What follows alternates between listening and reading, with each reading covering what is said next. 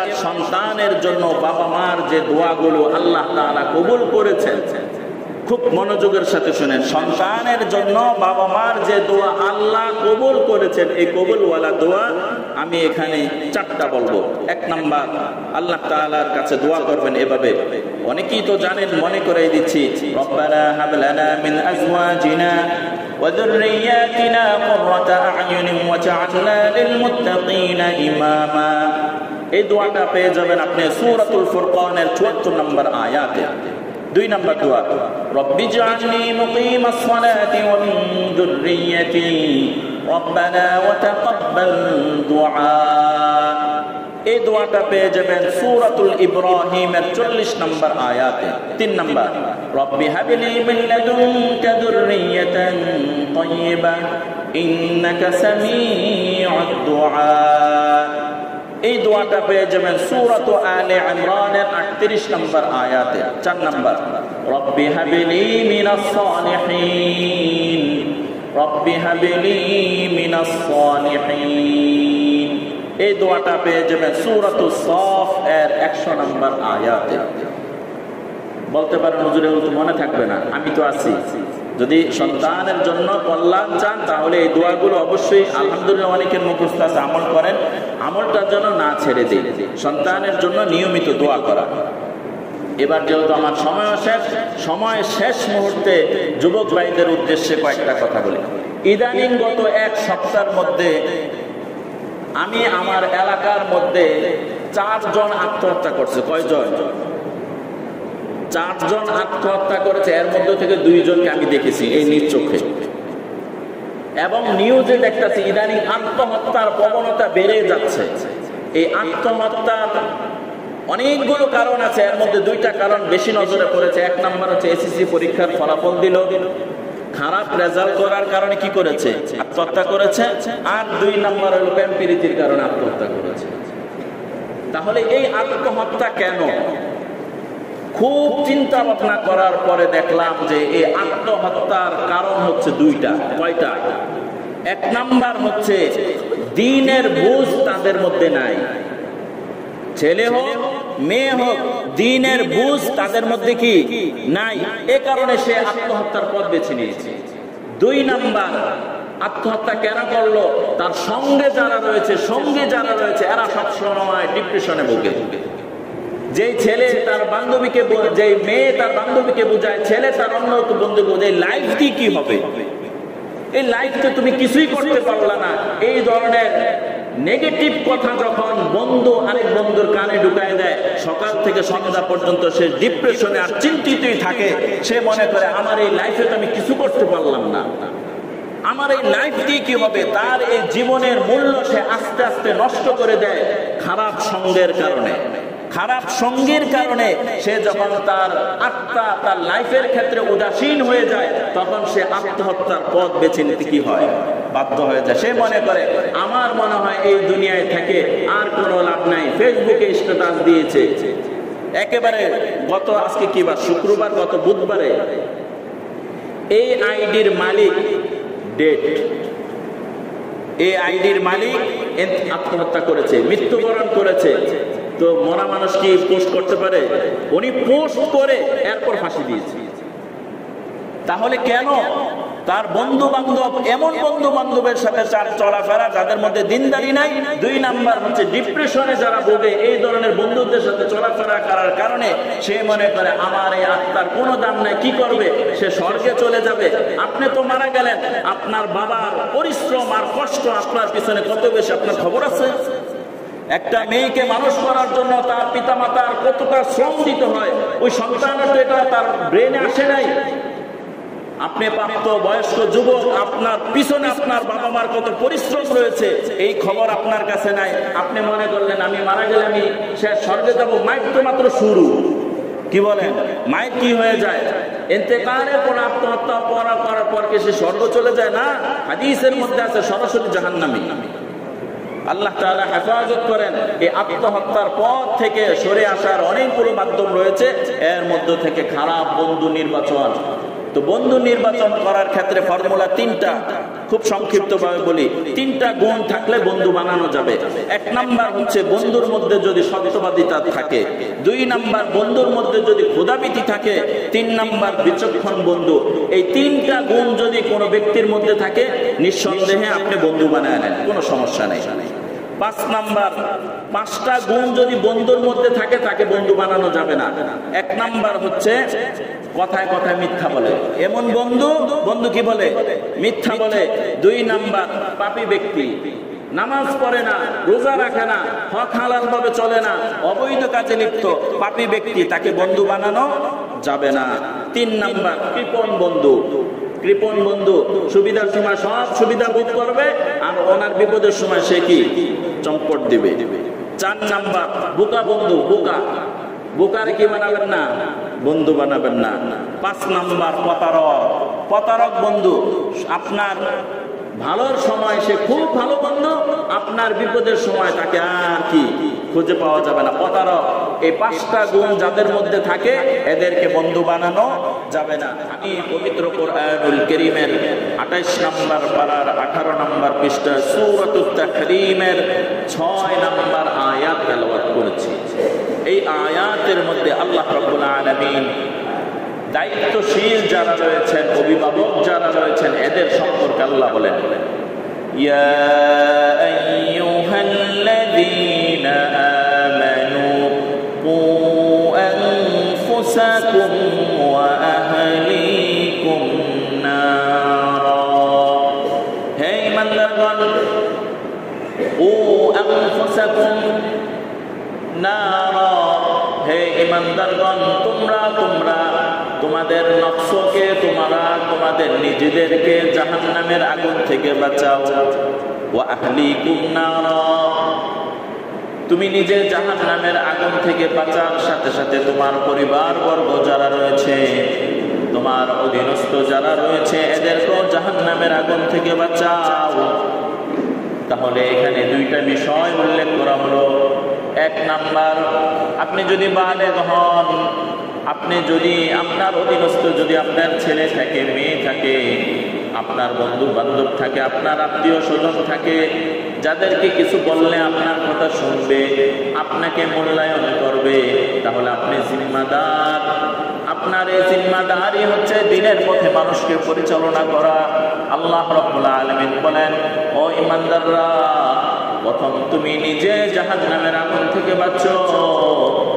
দুই নাম্বার, তোমার পরিবার বর্গ, আত্মীয় স্বজন, অধীনস্থ যারা রয়েছে, তাদেরকে জাহান্নামের আগুন থেকে বাঁচাও। কেন এই দায়িত্বটা, কেন? আর এই দায়িত্ব যদি অবহেলা করা হয়, আল্লাহ পরের এর পরিণাম কি হবে? আল্লাহ বলেন, ওয়াকুদুহান নাস ওয়াল হিজারা, জাহান্নামের আগুনকে উত্তপ্ত করা হবে মানুষের মাধ্যমে। জাহান্নামের আগুনের ইন্ধন হবে মানুষ।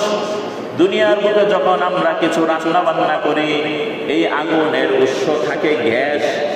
বর্তমান গ্যাসে মানুষ রান্না বান্না করে। আগের যুগে চুলার মধ্যে বেশি রান্না বান্না করত। চুলার ওই অগ্নির ইন্ধন যেটা, মূল উৎস যেটা ছিল, এটা ছিল লাকড়ি, পাতা, খড়কুটা। আর এখন গ্যাস। এই গ্যাসের মাধ্যমে যখন আগুনের ছোঁয়া পায়, ওখান থেকে আগুন বের হইতে থাকে। আর আল্লাহ তাআলা বলেন, জাহান্নাম এমন এক অগ্নিকাণ্ড, এর ইন্ধন হবে এক নাম্বার হচ্ছে মানুষ, দুই নাম্বার হচ্ছে ওয়াল হিজারা, দুই নাম্বার হচ্ছে পাথর। অর্থাৎ জাহান্নামের আগুনের মূল উৎস আর ইন্ধন হবে মানুষ আর পাথর। আর আলাইহা মালাইকাতুন গিলাজুন, আর ওই অগ্নিকাণ্ডের চারপাশের মধ্যে এমন ফেরেশতা নিযুক্ত থাকবে, কঠিন হৃদয়ের ফেরেশতা, যেই সমস্ত ফেরেশতাদের দিলের মধ্যে কোনো মায়া দয়া নাই। গিলাজুন শিদাদুন লা ইয়াসুনাল্লাহা মা আমারাহুম, তারা এমন ফেরেশতা থাকবে, আল্লাহ তাআলার প্রতিটা আদেশ তারা অক্ষরে অক্ষরে পালন করবে, আল্লাহর বিরুদ্ধে আচরণ করবে না। ওয়ায়াফআলুনা মা ইউমারুন, আর তাদেরকে যে আদেশ করা হবে তা ওই সাথে সাথেই তারা মেনে নেবে। তাহলে এখানে অভিভাবক যারা রয়েছে এদের সম্পর্কে আল্লাহ বললেন, প্রথমে নিজে জাহান্নামের আগুন থেকে বাঁচো, 2 নাম্বার পরিবার বর্গ আহলে আয়ালকে জাহান্নামের আগুন থেকে বাঁচাও। বুখারী শরীফের হাদিস, আল্লাহ রাসূল বলেন, কুল্লুকুম রাঈন ওয়া কুল্লুকুম মাসউলুন আন রাইয়াতিহি। প্রত্যেকটা মানুষ জিম্মাদার, প্রত্যেকটা মানুষের উপর দায়িত্ব রয়েছে। আর ওয়া কুল্লুকুম মাসউলুন আন রাইয়াতিহি, আর এই প্রতিটা জিম্মাদার ব্যক্তিকে তার দায়িত্ব সম্পর্কে জিজ্ঞেস করা হবে। এখন এই দায়িত্বটা কি? দায়িত্ব হচ্ছে ইসলামের সমস্ত বিধানের ক্ষেত্রে সে দায়িত্বশীল। আমরা সাধারণত যখন আলোচনা করি, হুজুররা যখন আলোচনা করে, একটা ধারণা করে রেখে দেই হুজুর শুধু নামাজের ওয়াজ করবে। ইসলামের মধ্যে শুধু কি নামাজই আছে না আরো কিছু আছে? অর্থাৎ মানুষের একটা ছেলে একটা মেয়ে বালেগ হওয়ার পর থেকে নিয়ে মরণের আগ পর্যন্ত ইসলামের হাজারো বিধান তার উপর অর্পিত। এই বিধানগুলো স্মরণ করিয়ে দেওয়ার জিম্মাদারি হচ্ছে অভিভাবকের। জিম্মাদারি কার? অভিভাবকের। অভিভাবক ঘর থেকে সতর্ক করবে, আর ওই গাইডলাইন যদি ফ্যামিলির ওই সন্তানগুলো মানতে পারে, তাহলে এই সন্তানগুলো সমাজের মধ্যে সুসন্তান হিসেবে স্বীকৃত পাবে।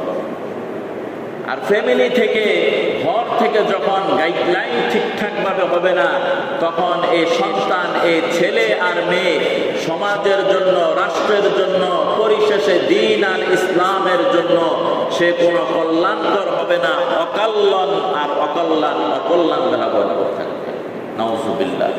এ কারণে কোরআনের অন্য এক আয়াত রয়েছে, সূরাতুত তাগাবুনের 15 নম্বর আয়াত, আল্লাহ তাআলা বলেন, নিশ্চয় তোমরা জেনে রাখো তোমাদের ধন সম্পদ আর তোমাদের সন্তান এগুলো তোমাদের জন্য ফিতনা, এগুলো তোমাদের জন্য বিপদের কারণ হবে যদি সঠিক গাইডলাইন না হয়। এ কারণে আল্লাহ রাব্বুল আলামিনের কাছে বিশেষভাবে দোয়া করা যে, হে আল্লাহ, আমার অধীনস্থ যারা রয়েছে, আল্লাহ আপনি সকলকে নেককার আর পরহেজগার বানায়া দেন। আজকে জিলহজ মাসের প্রায় শেষের দিকে, 28-29 তারিখ হবে। জিলহজ মাস শেষ, আবার নতুন করে আরবি বছর শুরু হয়ে যাবে। ওই বছরের প্রথম মাসের নাম হচ্ছে মুহররম মাস। এই মুহররম মাস, এই মাসটিও ইসলামে অত্যন্ত গুরুত্বপূর্ণ গুরুত্ব বহন করে। জিলহজের এই শেষের দিকে, বছরের শেষ সময়, আমাদের জিন্দেগির মহামূল্যবান হায়াতের মধ্য থেকে একটি বছর, মহামূল্যবান সময়ের মধ্য থেকে একটি বছরের হায়াত মাইনাস হয়ে গেল।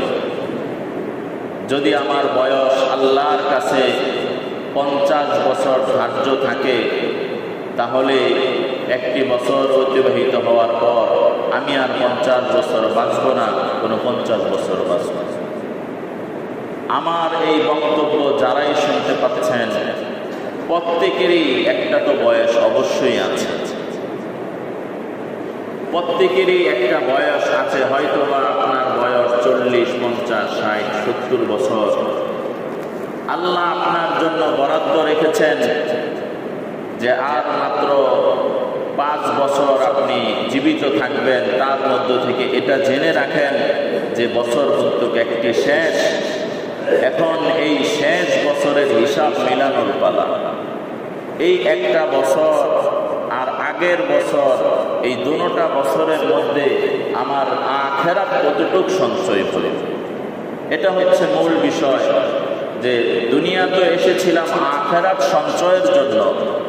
দুনিয়ায় আল্লাহ পাঠান নাই সকাল থেকে সন্ধ্যা পর্যন্ত পরিশ্রম করবা খাবারের জন্য, এর জন্য আল্লাহ পাঠাইছেন না। আর সারা রাত শুধু ঘুমাইবা, সকাল থেকে সন্ধ্যা দুনিয়ার ব্যস্ততা, আর সন্ধ্যা থেকে নিয়ে ফজর পর্যন্ত নিজেকে সময় দেওয়া।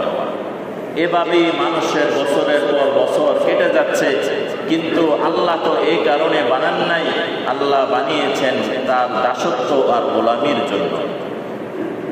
তো গত বছর কিভাবে কেটে গেল, এ বছর কিভাবে কাটলো, যদি হিসাব মিলাই দেখতে হবে গত বছরের তুলনায় এই একটা বছর যা অতিবাহিত করলাম, এতে করে আমার কি কিছু আখলাকের মধ্যে উন্নতি হয়েছে কিনা, আমার আমলের মধ্যে তারাক্কি হয়েছে কিনা, আমার ইখলাসের মধ্যে উচ্চ লেভেলে পৌঁছেছে কিনা, আমার ঈমান বৃদ্ধি পেয়েছে কিনা। সব বিষয়ের ক্ষেত্রে যদি আখিরাতকে সামনে রাখি, যদি মনে হয় যে না এই এক বছরে আমার উন্নতি কিছুটা হয়েছে আখিরাতের দিক থেকে, তাহলে এতটুকু বলা যাবে যে একটা বছর কাজে লেগেছে, আলহামদুলিল্লাহ। আর যদি এমন হয় গত বছরের শুরুতে 5 ওয়াক্ত নামাজি ছিলাম, বছরের শেষে এখন 1 ওয়াক্তের নামাজি আমি, তাহলে দুর্ভাগ্য আপনার জন্য, দুর্ভাগ্য আপনার জন্য। গত বছর আপনি 2 ওয়াক্ত নামাজ পড়তেন মসজিদে এসে, আর এখন 1 ওয়াক্ত নামাজ পড়ার জন্য মসজিদে আসেন না, দুর্ভাগ্য আপনার জন্য। গত বছর দিনের ক্ষেত্রে অনেক মেহনত আর কষ্ট করেছেন, এই বছরের শেষের দিকে ওই মেহনত আর কষ্ট, ওই আমলগুলো যেগুলো গত বছর কন্টিনিউ করতেন, এ বছর সে আমলগুলো ছুটে যাচ্ছে, তাহলে বুঝতে হবে আমার লাইফের মধ্যে ঘাটতি হচ্ছে, আমার আমলের মধ্যে ঘাটতি হচ্ছে। আর এই ঘাটতি পোষাবার কোনো সুযোগ নাই, কেননা যে কোনো সময় ইন্তেকাল আমাদের হয়ে যাবে। এ কারণে বলতেছিলাম নিজের হায়াতের হিসাব মিলানোর সময় এসে গেছে। হায়াতের ক্ষেত্রে এই যে আমরা আমাদের সোসাইটিতে, আমাদের সমাজে এতগুলো মানুষ দেখছি, এই মানুষের প্রত্যেকেরই বাবা আছে, মা আছে, তাই না? অভিভাবক আছে। আমার আজকের আলোচ্য বিষয় থাকবে অভিভাবক যারা রয়েছেন এদের কি 20টি নসিহত করা হবে কোরআন এবং হাদিসের দৃষ্টিতে। বয়ানের শুরুতে প্রাথমিক অবস্থায় যুবকদের তুলনায় বৃদ্ধরা বেশি, তাই না? আর যুবক ভাইরা অপেক্ষায় থাকে হুজুরের বয়ানটা কখন শেষ হবে, তখন হুট করে আইসা নামাজের মধ্যে কি দাঁড়ায় যাবে। কিন্তু অভিভাবক যারা এসে পড়লেন, আপনাদের অধীনস্থ কিন্তু আপনার যুবক ছেলে অবশ্যই রয়েছে, আপনার নাতি কিন্তু অবশ্যই রয়েছে। আপনার আগে তো আপনার ছেলে আর নাতি মসজিদে থাকা দরকার ছিল আগে, কি বলেন? মুরব্বী মানুষ, তার কষ্ট, সে সব সময় তাড়াহুড়া করতে পারে না। কিন্তু যুবক ভাই, আপনি মসজিদে আইসা পড়লেন, আর আপনার ছেলে, আপনার মেয়ে নামাজে দাঁড়াইল না, আপনার মেয়ে সূরা কাহফের আমল এখনো শুরু করে নাই, আপনার ওয়াইফ এখনো আমলে উঠে নাই, জুমার আলোচনা শুরু হয়ে গেল, তাহলে এতে আমাদের দায়িত্বহীনতার পরিচয় হইল। সতর্ক থাকা অভিভাবক যারা রয়েছে, অভিভাবকদের ক্ষেত্রে 20টি নসিহত করব কোরআন এবং হাদিসের দৃষ্টিকোণে। শেষে যুবক ভাইয়েরা যারা রয়েছে এদেরকে বিশেষ একটি নসিহত করব, যেহেতু এরা শেষ সময় আছে। বলতে থাকি, আমি পবিত্র কোরআনুল কারীমের 28 নম্বর পারার 18 নম্বর পৃষ্ঠা সূরাতুত তাহরীমের 6 নম্বর আয়াত তেলাওয়াত করেছি। এই আয়াতের মধ্যে আল্লাহ রাব্বুল আলামিন দায়িত্বশীল যারা রয়েছেন, অভিভাবক যারা রয়েছেন, এদের সম্পর্কে আল্লাহ বলেন, ইয়া আইয়ুহাল্লাযীনা আমানু কু আনফুসাকুম ওয়া আহলিকুম নারা। হে ঈমানদারগণ, কু আনফুসাকুম নারা, হে ঈমানদারগণ, তোমরা তোমাদের নফসকে, তোমাদের নিজেদেরকে জাহান্নামের আগুন থেকে বাঁচাও। ওয়া আহলিকুম নারা, তুমি নিজে জাহান্নামের আগুন থেকে বাঁচার সাথে সাথে তোমার পরিবারবর্গ যারা রয়েছে, তোমার অধীনস্থ যারা রয়েছে, এদেরকেও জাহান্নামের আগুন থেকে বাঁচাও। তাহলে এখানে 2টা বিষয় উল্লেখ করা হলো। 1 নাম্বার, আপনি যদি বালেগ হন, আপনি যদি আপনার অধীনস্থ যদি আপনার ছেলে থাকে, মেয়ে থাকে, আপনার বন্ধু বান্ধব থাকে, আপনার আত্মীয় স্বজন থাকে, যাদেরকে কিছু বললে আপনার কথা শুনবে, আপনাকে মূল্যায়ন করবে, তাহলে আপনি জিম্মাদার। আপনার এই জিম্মাদারি হচ্ছে দ্বীনের পথে মানুষকে পরিচালনা করা। আল্লাহ রাব্বুল আলামিন বলেন, ও ঈমানদাররা, প্রথম তুমি নিজে জাহান্নামের আগুন থেকে বাঁচো, 2 নাম্বার তোমার পরিবার বর্গ, আত্মীয় স্বজন, অধীনস্থ যারা রয়েছে তাদেরকে জাহান্নামের আগুন থেকে বাঁচাও। কেন এই দায়িত্বটা কেন? আর এই দায়িত্ব যদি অবহেলা করা হয়, আল্লাহ পরের এর পরিণাম কি হবে? আল্লাহ বলেন, ওয়াকুদুহান নাস ওয়াল হিজারা, জাহান্নামের আগুনকে উত্তপ্ত করা হবে মানুষের মাধ্যমে। জাহান্নামের আগুনের ইন্ধন হবে মানুষ। দুনিয়ার মধ্যে যখন আমরা কিছু রান্না বান্না করি, এই আগুনের উৎস থাকে গ্যাস। বর্তমান গ্যাসে মানুষ রান্না বান্না করে। আগের যুগে চুলার মধ্যে বেশি রান্না বান্না করত। চুলার ওই অগ্নির ইন্ধন যেটা মূল উৎস যেটা ছিল, এটা ছিল লাকড়ি, পাতা, খড়কুটা। আর এখন গ্যাস। এই গ্যাসের মাধ্যমে যখন আগুনের ছোঁয়া পায়, ওখান থেকে আগুন বের হইতে থাকে। আর আল্লাহ তাআলা বলেন, জাহান্নাম এমন এক অগ্নিকাণ্ড, এর ইন্ধন হবে 1 নাম্বার হচ্ছে মানুষ, 2 নাম্বার হচ্ছে ওয়াল হিজারা, 2 নাম্বার হচ্ছে পাথর। অর্থাৎ জাহান্নামের আগুনের মূল উৎস আর ইন্ধন হবে মানুষ আর পাথর। আর আলাইহা মালাইকাতুন গিলাজুন, আর ওই অগ্নিকাণ্ডের চারপাশের মধ্যে এমন ফেরেশতা নিযুক্ত থাকবে, কঠিন হৃদয়ের ফেরেশতা, যেই সমস্ত ফেরেশতাদের দিলের মধ্যে কোনো মায়া দয়া নাই। গিলাজুন শিদাদুন লা ইয়াসুনাল্লাহা মা আমারাহুম, তারা এমন ফেরেশতা থাকবে, আল্লাহ তাআলার প্রতিটা আদেশ তারা অক্ষরে অক্ষরে পালন করবে, আল্লাহর বিরুদ্ধে আচরণ করবে না। ওয়ায়াফআলুনা মা ইউমারুন, আর তাদেরকে যে আদেশই করা হবে তা ওই সাথে সাথেই তারা মেনে নেবে।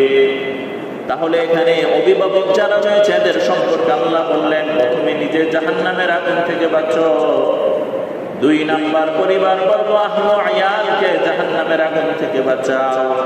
বুখারী শরীফের হাদিস, আল্লাহ রাসূল বলেন, কুল্লুকুম রাঈন ওয়া কুল্লুকুম মাসউলুনা আন রাইয়াতিহি, প্রত্যেকটা মানুষ জিম্মাদার, প্রত্যেকটা মানুষের উপর দায়িত্ব রয়েছে। আর ওয়া কুল্লুকুম মাসউলুনা আন রাইয়াতিহি, আর এই প্রতিটা জিম্মাদার ব্যক্তিকে তার দায়িত্ব সম্পর্কে জিজ্ঞেস করা হবে। এখন এই দায়িত্বটা কি? দায়িত্ব হচ্ছে ইসলামের সমস্ত বিধানের ক্ষেত্রে সে দায়িত্বশীল। আমরা সাধারণত যখন আলোচনা করি, হুজুররা যখন আলোচনা করে, একটা ধারণা করে রেখে দেই, হুজুর শুধু নামাজের ওয়াজ করবে। ইসলামের মধ্যে শুধু কি নামাজই আছে না আরো কিছু আছে?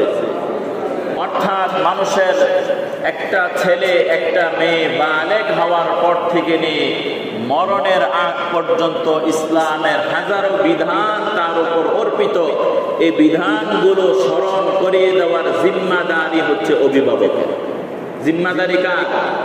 অভিভাবকের। অভিভাবক ঘর থেকে সতর্ক করবে, আর ওই গাইডলাইন যদি ফ্যামিলির ওই সন্তানগুলো মানতে পারে, তাহলে এই সন্তানগুলো সমাজের মধ্যে সুসন্তান হিসেবে স্বীকৃত পাবে। আর ফ্যামিলি থেকে, ঘর থেকে যখন গাইডলাইন ঠিকঠাক ভাবে হবে না, তখন এই সন্তান, এই ছেলে আর মেয়ে সমাজের জন্য, রাষ্ট্রের জন্য, পরিশেষে দ্বীন আর ইসলামের জন্য সে কোনো কল্যাণকর হবে না, অকল্যাণ আর অকল্যাণ ধারণ করতে থাকবে। নাউযুবিল্লাহ। এ কারণে কোরআনের অন্য এক আয়াত রয়েছে, সূরাতুত তাগাবুনের 15 নম্বর আয়াত, আল্লাহ তাআলা বলেন, নিশ্চয় তোমরা জেনে রাখো, তোমাদের ধন সম্পদ আর তোমাদের সন্তান এগুলো তোমাদের জন্য ফিতনা, এগুলো তোমাদের জন্য বিপদের কারণ হবে যদি সঠিক গাইডলাইন না হয়। এ কারণে আল্লাহ রাব্বুল আলামিনের কাছে বিশেষভাবে দোয়া করা যে, হে আল্লাহ, আমার অধীনস্থ যারা রয়েছে, আল্লাহ আপনি সকলকে নেককার আর পরহেজগার বানায়া দেন।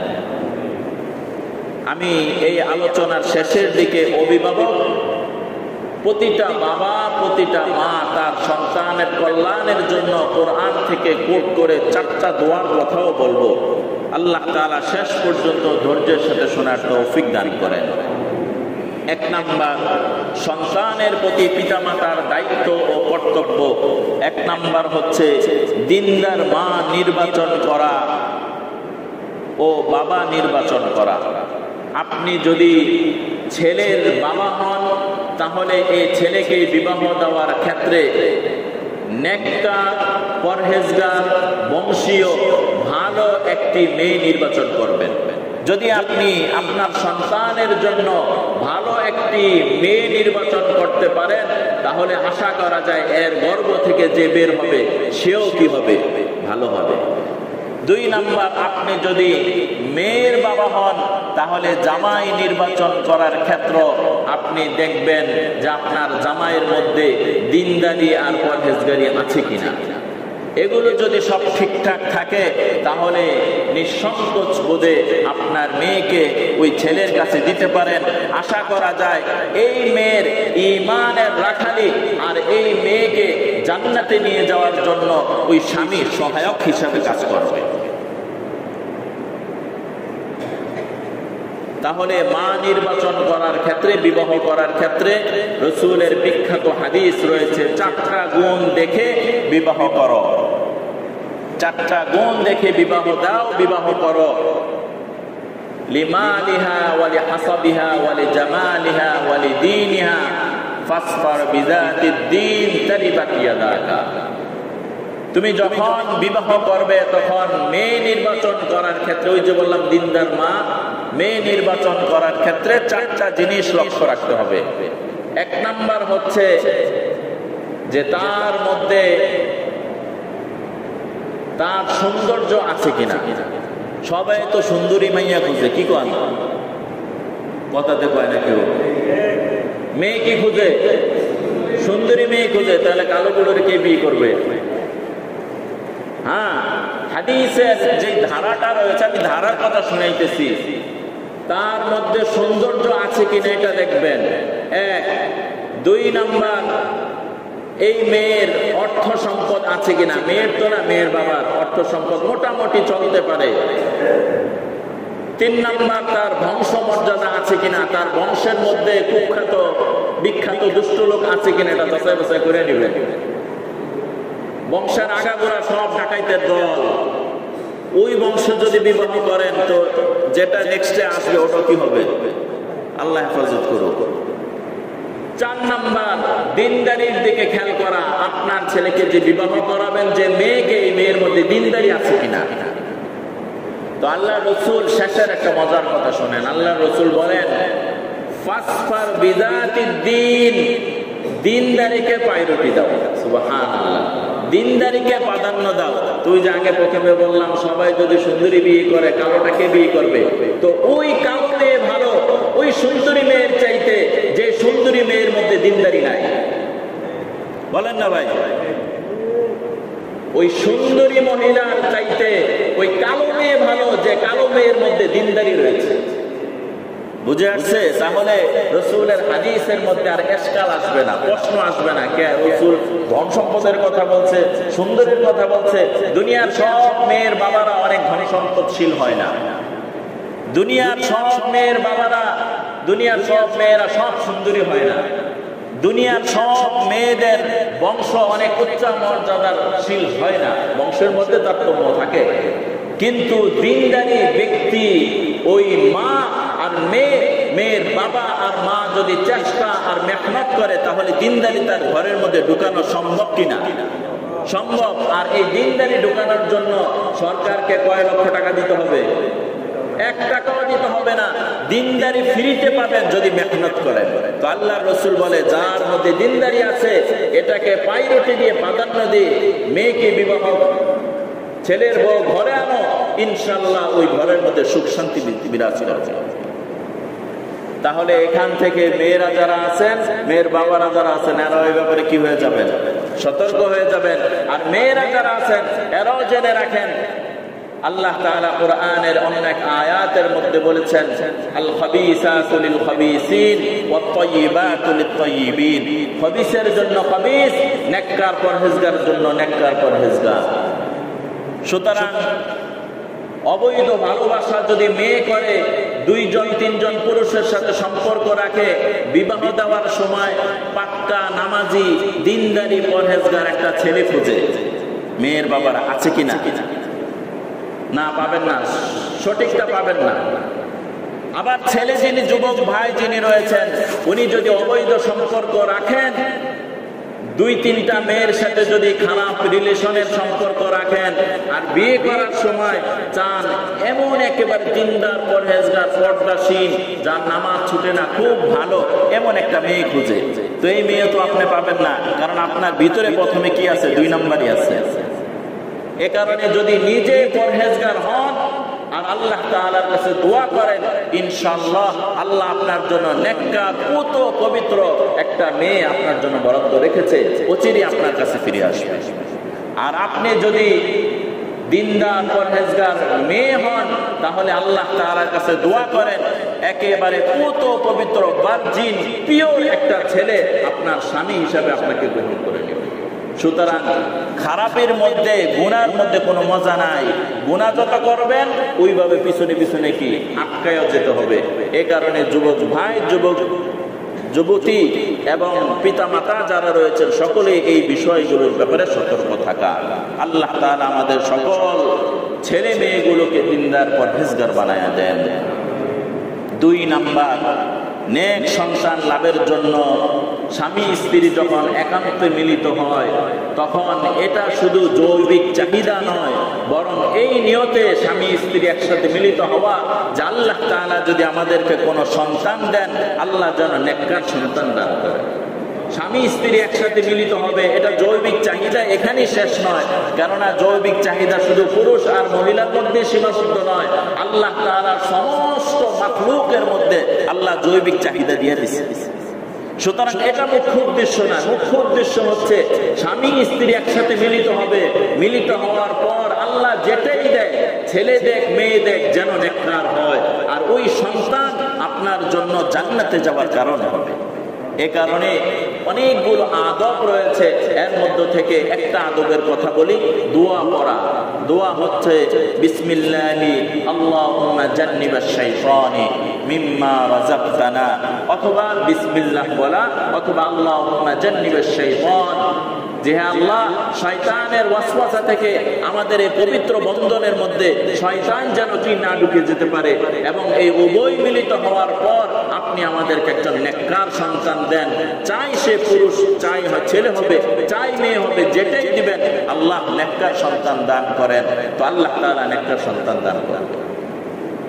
এই একটা আমলের কথা বললাম। 3 নাম্বার, সন্তান গর্ভ থাকাকালীন অবস্থায় সতর্ক থাকা। যে মার গর্ভে সন্তান রয়েছে, সে মা দোয়া করে আল্লাহ তাআলার কাছে, আল্লাহ আমার গর্ভে যিনি এসেছে তাকে আপনি নেককার পরহেজগার বানান। তিনি সতর্ক থাকবে। কেননা সূরাতুল ফুরকানের 74 নম্বর আয়াতের মধ্যে হযরত ইব্রাহিম আলাইহিস সালাতু ওয়াস সালাম দোয়া করেছিলেন, রব্বানা হাব লানা মিন আজওয়াজিনা ওয়া যুররিয়াতিনা কুররাতা আ'য়ুন ওয়াজআলনা লিল মুত্তাকিনা ইমামা। হে আল্লাহ, এমন এক সন্তান দান করেন যে সন্তান আমার চোখের শীতলতা হবে। সুবহানাল্লাহ। এমন এক সন্তান দান করেন যেটা মুসলমানদের ইমাম হবে, নেতা হবে। এইভাবে পিতামাতা যারা রয়েছেন দোয়া করবেন। 4 নাম্বার, নেক সন্তানের জন্য দোয়া করা, এটা শেষে বলবো। 5 নাম্বার, সন্তান ভূমিষ্ঠ হওয়ার পর আযান দেওয়া। 6 নাম্বার, তাহনিক করা। খুব সংক্ষিপ্ত ভাবে খালি শুধু বলে যাব, যেটি একটু কঠিন বুঝতে সমস্যা হওয়াটা একটু বলবো। তাহনিক করা, তাহনিক বলা হয় সন্তান জন্ম নেওয়ার পর রাসূলের জামানায় কোন সাহাবীর যখন সন্তান হতো, তখন ওই সন্তানকে কোলে নিয়ে রাসূলের দরবারে নিয়ে যেতেন।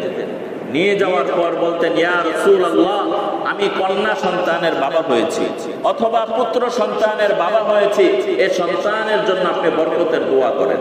তখন আল্লাহ রসুল এ সন্তানকে কোলে নিতেন, তার জন্য বরকতের দোয়া করতেন, এবং রসুলের মুখের লালা ওই জামানায় খাদ্য হিসেবে খেজুর খেত, ওই খেজুরের একটু অংশ রসুল চিবিয়ে এভাবে তার জিহ্বার মধ্যে লাগিয়ে দিতেন আর দোয়া করে দিতেন, আল্লাহুম্মা ফাক্কিহু ফিদ্দীন, আল্লাহ এ সন্তানকে দ্বীনের সমস্ত বুঝ দান করেন। সুবহানাল্লাহ। আরেকটা দোয়া করতেন, আসআলুল্লাহাল আযীম রাব্বাল আরশিল আযীম আন ইয়াশফিয়াক, যে হে আল্লাহ, হে আরশের মালিক, এ সন্তানকে সমস্ত বিপদ থেকে হেফাজত করেন। রাসূল অনেকগুলো দোয়া ওই সন্তানের জন্য করে দিতেন, বরকতের জন্য দোয়া। এই জামানায় তো রাসূল নাই, আছেন রাসূল নাই, তো আপনার কাছে নেককার পরহেজগার যাকে মনে হয়, আপনার মহব্বতের সাথে যাকে মিলে, দেখতে হবে তার মধ্যে পরহেজগারি আছে কিনা, দিনদারি আছে কিনা। এমন নেককার পরহেজগার যদি ব্যক্তি থাকে, তার কাছে আপনার মেয়েকে ছেলেকে নিয়ে বলবেন, আমি আমার সন্তানের জন্য, আমার নাতির জন্য আপনি বরকতের কি করেন, দোয়া করেন। আল্লাহ তাআলা নেককার মানুষের দোয়া কবুল করে নেয়। 7 দিন 7 নাম্বার আকিকা করা।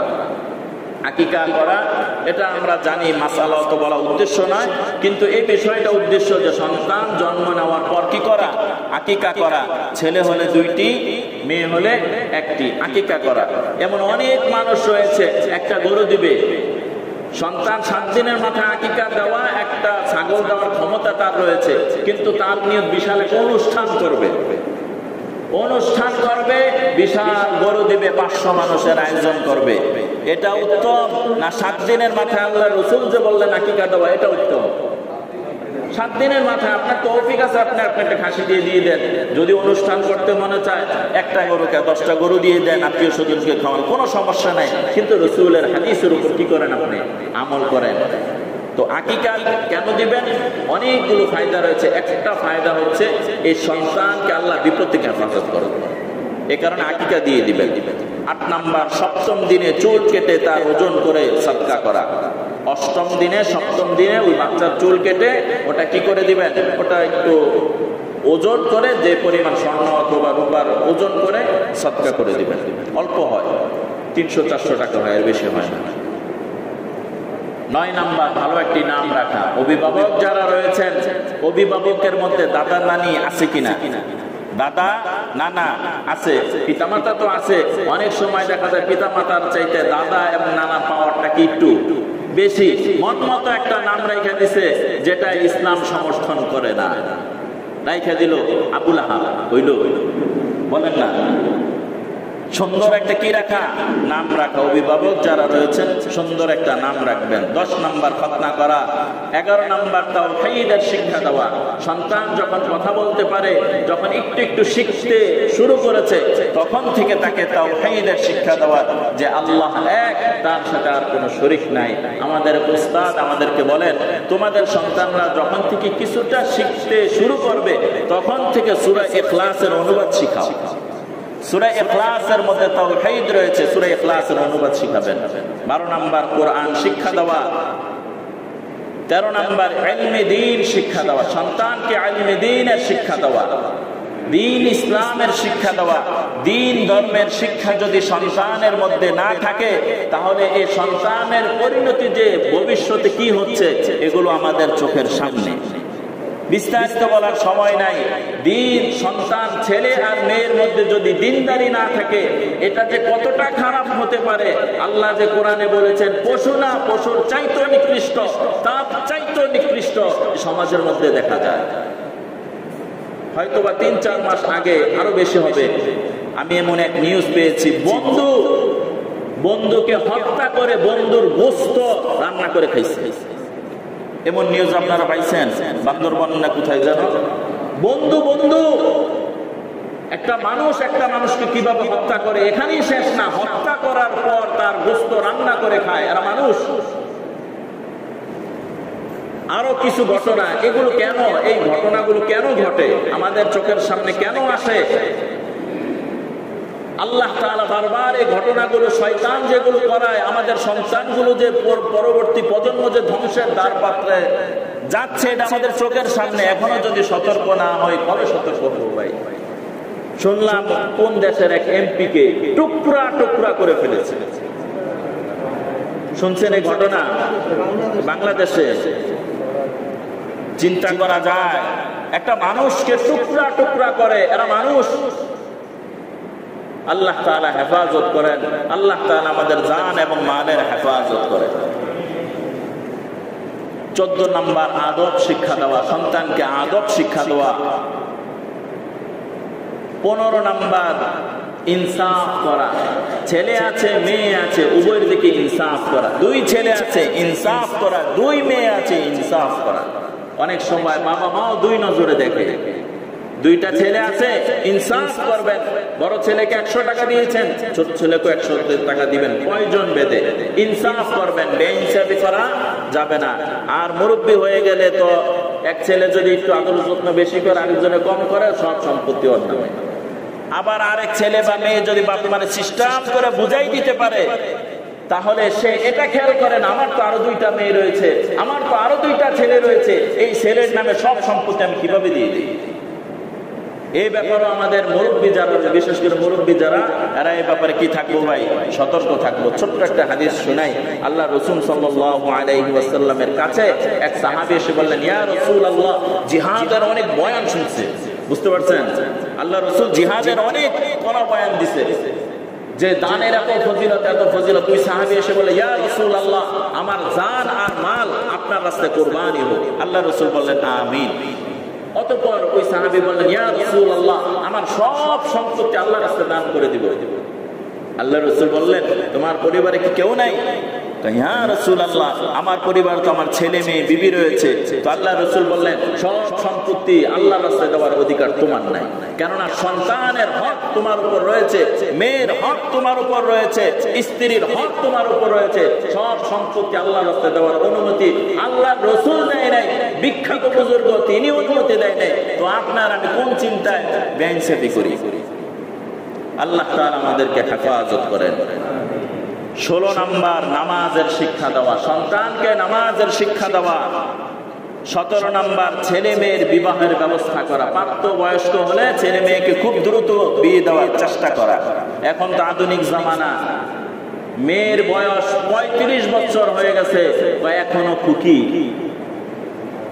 ছেলের বয়স প্রায় বালেগ হয়ে গেছে, প্রায় 20 বছর, 25 বছর, 30 বছর হয়ে গেছে, ছেলেকে বিবাহ দেয় না, যে ছেলে এখনো নিজের পায়ে কি দাঁড়ায় নাই।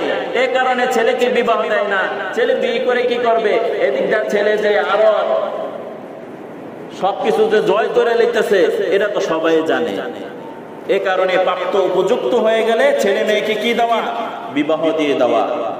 আরেকটা সতর্কবাণী শোনাই, বিবাহ না দেওয়ার কারণে এই প্রাপ্ত বালেগা আর বালেগ ছেলে মেয়ে যদি অপরাধে, অবৈধ কাজে, কর্মকাণ্ডে যদি যুক্ত হয়ে যায়, এর জন্য পিতামাতা আল্লাহ তাআলার দরবারে আসামি হয়ে যাবে। আল্লাহ তাআলা হেফাজত করেন। 18 নম্বর পাপাচার থেকে বিরত রাখা, সন্তানকে পাপাচার থেকে বিরত রাখা।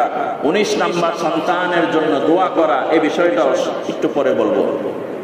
20 নম্বর পিতামাতার কি কি হক রয়েছে সন্তানের উপর তা শিক্ষা দেওয়া। আপনি যে বাবা হলেন, আপনি যে মা হলেন, আপনার সন্তান, আপনার যে কি হক রয়েছে, মার কি হক রয়েছে, বাবার কি হক রয়েছে, এটা আপনি শিক্ষা দেন না আপনার সন্তানকে। তো সন্তান তো আপনার মুখের উপর কথা বলবেই, বলেন না ভাই? এই সন্তানকে এটা শিক্ষা দেওয়া হয় নাই যে কোরআনের আয়াত রয়েছে, বাবা মার মুখের সামনের উপর তোমার আওয়াজ যেন উঁচা না হয়ে যায়।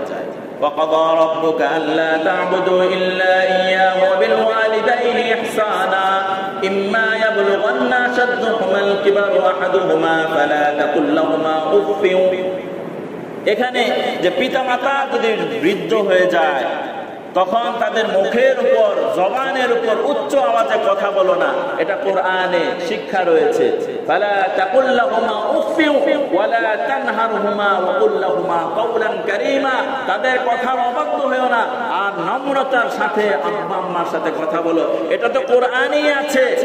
তো আমি এমন বাবা আর এমন মা হলাম, আমি আমার সন্তানকে শিক্ষা দেই নাই, তো সন্তান তো এই শিক্ষা কোরআন থেকেও পাই নাই, বাবা মার কাছ থেকেও পাই নাই। সন্তানের বন্ধু হয়েছে ওই বন্ধু যেটা 5 ওয়াক্ত নামাজও পড়ে না, দাঁড়ায় পেশাব করে, ওই বন্ধু তাকে এটা শিক্ষা দেয়। নতুন মুভি বের হয়েছে, চল হলে যায় দেখে আসি। আমি 2টা প্যান করি, বেলা তুই করতে পারছ না, তুই 4টা করতে হবে। আমি অনেক আগে আরো ছোটবেলায় শুনেছি জিনার উপর সেঞ্চুরি করেছে, নাউজুবিল্লাহ বলেন। জিনার উপর কি করে? তাহলে কোন সমাজে বাস করছি?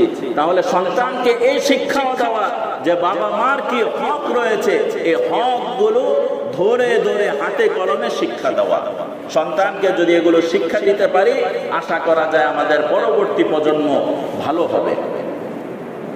20টা বলা শেষ। এবার সন্তানের জন্য বাবা মার যে দোয়াগুলো আল্লাহ তাআলা কবুল করেছেন, খুব মনোযোগের সাথে শুনেন। সন্তানের জন্য বাবা মার যে দোয়া আল্লাহ কবুল করেছেন, এই কবুলওয়ালা দোয়া আমি এখানে 4টা বলবো। 1 নাম্বার, আল্লাহ তাআলার কাছে দোয়া করবেন এভাবে, অনেকেই তো জানেন, মনে করে দিচ্ছি, রব্বানা হাব লানা মিন আজওয়াজিনা ওয়া যুররিয়াতিনা কুররাতা আ'য়ুনিন ওয়াজআলনা লিল মুত্তাকিনা ইমামা। এই দোয়াটা পেয়ে যাবেন আপনি সূরাতুল ফুরকানের 74 নম্বর আয়াতে। 2 নম্বর দোয়া, রব্বি জাআলনি মুকিমাস সালাতি ওয়া মিন যুররিয়াতি রব্বানা ওয়া তাকাব্বাল দুআ। এই দোয়াটা পেয়ে যাবেন সূরাতুল ইব্রাহিমের 40 নম্বর আয়াতে। 3 নম্বর, রব্বি হাবলি মিন লাদুনকা যুররিয়াতান তাইয়্যিবাহ ইন্নাকা সামিউদ দুআ। এই দোয়াটা পেয়ে যাবেন সূরাত আলে ইমরানের 38 নম্বর আয়াতে। 4 নম্বর, রব্বি হাবলি মিনাস সালিহিন রব্বি হাবলি মিনাস সালিহিন। এই দোয়াটা পেয়ে যাবেন সূরাতুস সাফ এর 100 নম্বর আয়াতে। বলতে পারেন হুজুর এগুলো তো মনে থাকবে না, আমি তো আছি। যদি সন্তানের জন্য কল্যাণ চান তাহলে এই দোয়াগুলো অবশ্যই, আলহামদুলিল্লাহ অনেকের মুখস্থ আছে, আমল করেন, আমলটার জন্য না ছেড়ে দিন, সন্তানের জন্য নিয়মিত দোয়া করা। এবার যেহেতু আমার সময় শেষ মুহূর্তে যুবক ভাইদের উদ্দেশ্যে কয়েকটা কথা বলি। ইদানিং গত 1 সপ্তাহের মধ্যে আমি আমার এলাকার মধ্যে 4 জন আত্মহত্যা করছে। কয়জন? 4 জন আত্মহত্যা করেছে। এর মধ্যে থেকে 2 জনকে আমি দেখেছি এই নিজ চোখে, এবং নিউজে দেখতেছি ইদানিং আত্মহত্যার প্রবণতা বেড়ে যাচ্ছে। এই আত্মহত্যার অনেকগুলো কারণ আছে, এর মধ্যে 2টা কারণ বেশি নজরে পড়েছে। 1 নম্বর হচ্ছে এসএসসি পরীক্ষার ফলাফল দিল, খারাপ রেজাল্ট করার কারণে কি করেছে? আত্মহত্যা করেছে। আর 2 নম্বর হলো প্রেম প্রীতির কারণে আত্মহত্যা করেছে। তাহলে এই আত্মহত্যা কেন? খুব চিন্তা ভাবনা করার পরে দেখলাম যে এই আত্মহত্যার কারণ হচ্ছে 2টা। কয়টা?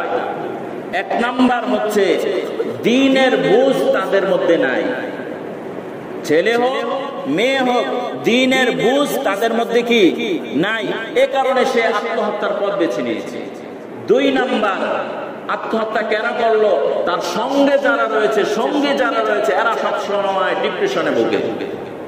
যেই ছেলে তার বান্ধবীকে, যেই মেয়ে তার বান্ধবীকে বোঝায়, ছেলে তার অন্য বন্ধু বোঝায়, লাইফ দিয়ে কি হবে, এই লাইফে তুমি কিছুই করতে পারলা না, এই ধরনের নেগেটিভ কথা যখন বন্ধু আরেক বন্ধুর কানে ঢুকায় দেয়, সকাল থেকে সন্ধ্যা পর্যন্ত সে ডিপ্রেশনে আর চিন্তিতই থাকে।